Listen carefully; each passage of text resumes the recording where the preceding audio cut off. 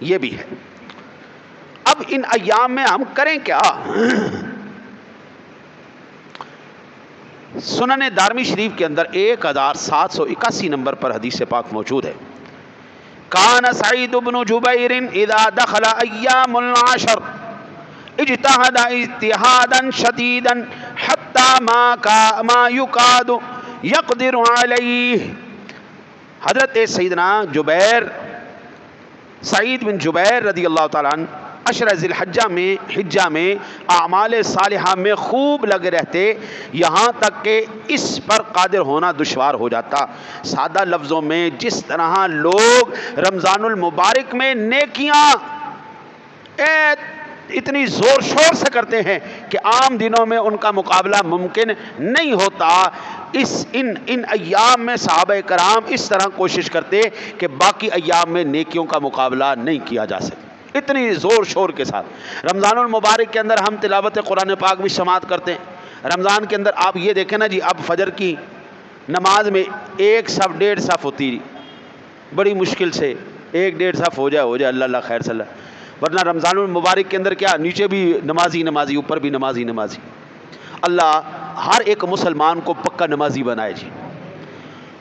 آپ کا ملک، آپ کی معیشت، آپ کے یہ تمام حالات جو بد سے بدتر ہوتے جا رہے ہیں، ان کو بچانے والا اب صرف اللہ ہی ہے جی۔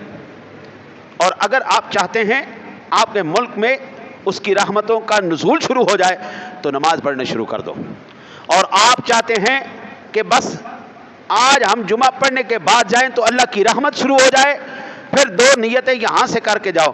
پہلا کام یہ کرنا ہے اپنے گناہوں سے توبہ کر جاؤ، دوسرا یہ کرنا ہے نماز اور قرآن پاک شروع کر دو، شام سے ہی اللہ کی رحمت شروع ہو جائے گی۔ آپ کے اے سی فیل ہو گئے، اللہ نے ایک ٹھنڈی ہوا کا جھونکا چلایا، پورا لاہور ٹھنڈا کر دیا۔ ہاں جی، وہ اللہ آج بھی آپ کو بار بار اپنی قدرت کے نظارے دکھا رہا ہے، بندے مسئلہ تو میں نہیں حل کر، کرم تو میری طرف سے ہی ہونا ہے، اب وہ جتنی جلدی تو سمجھ جائے گا تیرے لیے بھلا ہے۔ ہم نے اللہ سے مانگنا چھوڑ دیا نا جی، ہم نے نماز کو کاروبار کے پیچھے چھوڑ دیا۔ کاروبار کس نے دینا ہے؟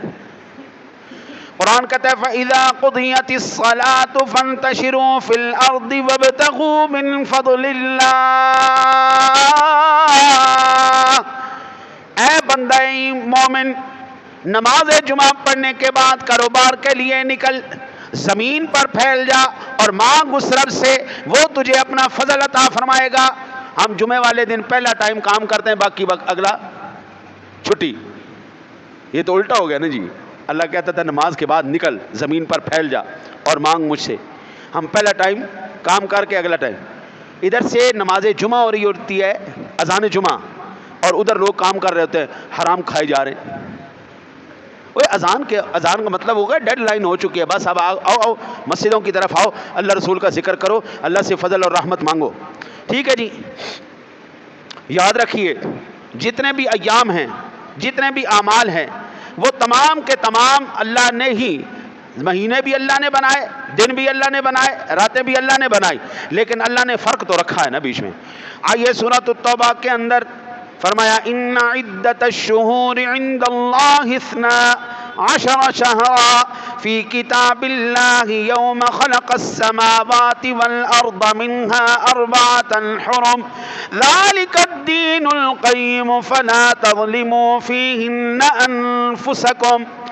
بے شک اللہ کے ہاں مہینوں کی تعداد 12 ہیں۔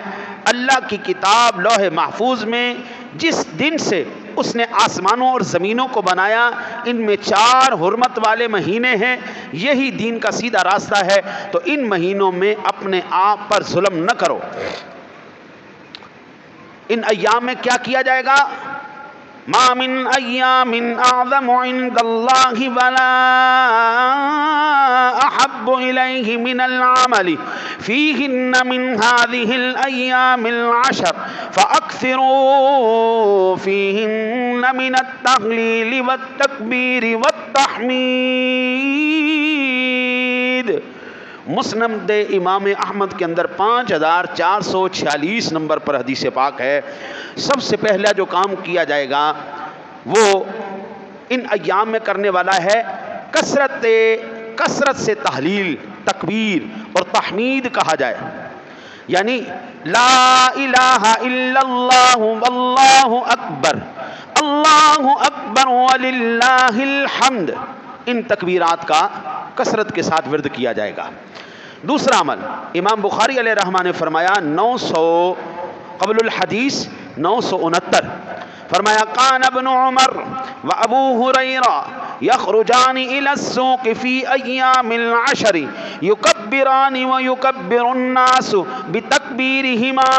حضرت عبداللہ ابن عمر، حضرت سیدنا ابو ہریرہ ان 10 دنوں میں بازاروں کی طرف نکلتے تو دونوں تکبیرات پڑھتے اور لوگ بھی انہیں دیکھ کر تکبیرات پڑھتے، یعنی بلند آواز سے تکبیریں کہتے چلے جانا، بلند آواز سے اللہ، اور بالخصوص آج اب تو ہمیں ضرورت ہے جی، بڑی شدید ترین ضرورت ہے اللہ کی رحمت کی، اس کی نام بلند کرنے کی، ہم اس کا نام بلند کرتے جائیں گے، وہ ہمارے مقدر اونچے کرتا چلا جائے گا۔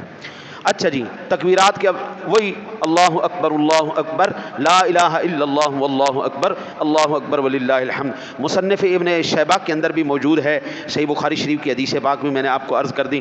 اسی طرح اللہ آپ کی خیر کرے، مصنف ابن شیبہ کے اندر 5650 نمبر پر، سنن کبریٰ شریف کے اندر امام بہیقی نے 6280 نمبر پر صحیح احادیث میں یہ تکبیرات بیان فرمائی ہیں۔ اچھا جی، جن لوگوں نے، میں نے یہ کل بھی مسئلہ عرض کیا تھا، پرسوں بھی عرض کیا تھا، 2-3 دن مسلسل، اس سے پہلے ہفتہ پہلے بھی عرض کیا تھا، یہ حدیث پاک پھر سماعت فرما لیں۔ سنن ترمذی شریف کے اندر 1523 نمبر پر حضرت سیدنا ام سلمہ رضی اللہ تعالی عنہا سے روایت، میرے آقا نبی اکرم صلی اللہ علیہ وسلم نے فرمایا من رأى حلال ذی الحجۃ ورأى ان یضحی فلا یأخذن من شعرہ ولا من اظفارہ، جو ماہ ذی الحجہ کا چاند دیکھے اور قربانی کرنا چاہتا ہو، وہ جب تک قربانی نہ کر لے اپنا بال اور ناخن نہ کاٹے۔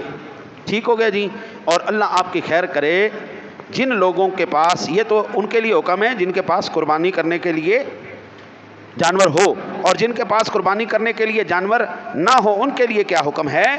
فرماتے ہیں عن عبداللہ بن عمرو بن عاص رضی اللہ تعالی عنہ ان النبی صلی اللہ علیہ وسلم قال امرت بیوم اضحى عیدا جعله الله لهذه الامة قال الرجل ارأيت ان لم اجد الا منیحة انثى افاضحی بها قال لا ولكن نأخذ من شعرك واظفارك وتخص شاربك وتحليق عانتك فتلك تمام ضحيتك عند الله۔